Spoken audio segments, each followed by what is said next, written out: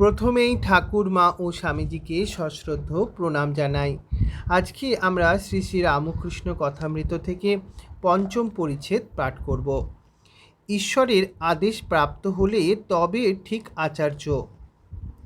বিজয় বলছেন, ব্রাহ্ম সমাজের কাজ করতে হয়, তাই সদা সর্বদা আসতে পারি না, সুবিধা হলে আসব।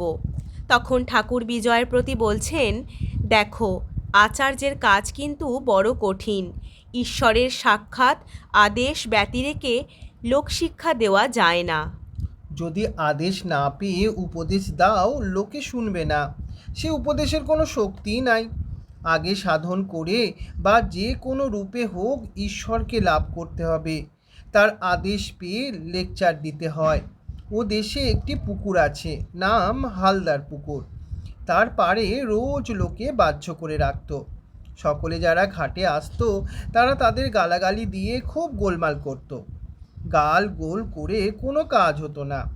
আবার তার পরদিন পাড়াতেই বাহ্য।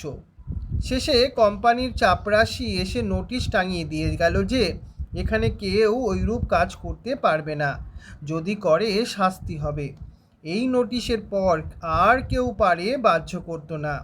তার আদেশের পর যেখানে সেখানে আচার্য হওয়া যায় ও লেকচার দেওয়া যায়।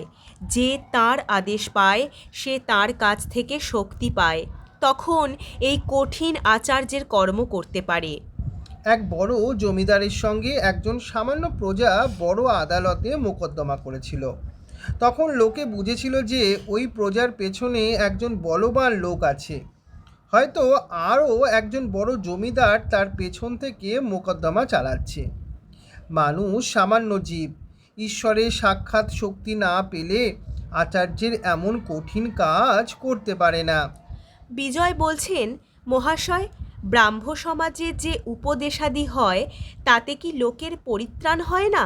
তখন ঠাকুর বলছেন, মানুষের কি সাধ্য অপরকে সংসার বন্ধন থেকে মুক্ত করে? যার এই ভুবন মোহিনী মায়া, তিনিই সেই মায়া থেকে মুক্ত করতে পারেন। সচ্চিদানন্দ গুরু বই আর গতি নাই। যারা ঈশ্বর লাভ করে নাই তার আদেশ পায় নাই, যারা ঈশ্বরের শক্তিতে শক্তিমান হয় নাই, তাদের কি সাধ্য জীবের ভববন্ধন মোচন করে? আমি একদিন পঞ্চবটির কাছ দিয়ে ঝাউতলায় বাড়ছে যাচ্ছিলাম। শুনতে পেলুম যে একটা কোলা ব্যাঙ খুব ডাকছে। বোধ হলো সাপে ধরেছে। অনেকক্ষণ পরে যখন ফিরে আসছি তখন দেখি ব্যাঙটা খুব ডাকছে। একবার উঁকি মেরে দেখলুম কি হয়েছে। দেখি একটা ঢোড়ায় ব্যাঙটাকে ধরেছে, ছাড়তেও পারছে না, গিলতেও পারছে না। ব্যাঙটারও যন্ত্রণাও ঘুরছে না। তখন ভাবলাম, ওরে, যদি জাত সাপে ধরতো, 3 ডাকের পর ব্যাঙটা চুপ হয়ে যেত।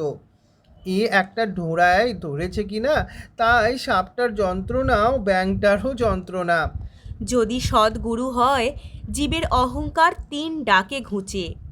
গুরু কাঁচা হলে গুরুরও যন্ত্রণা, শিষ্যেরও যন্ত্রণা।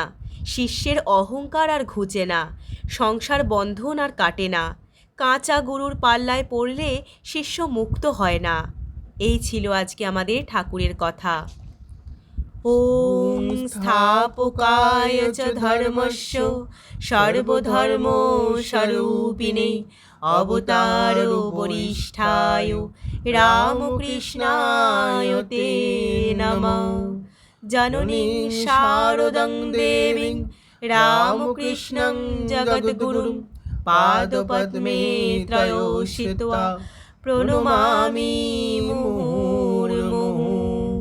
নমঃ শ্রী জ্যোতিরাজয় বিবেকানন্দ সুরায়ে সচ্চিদ সুখ স্বরূপায় স্বামিনে তাপহারিণে।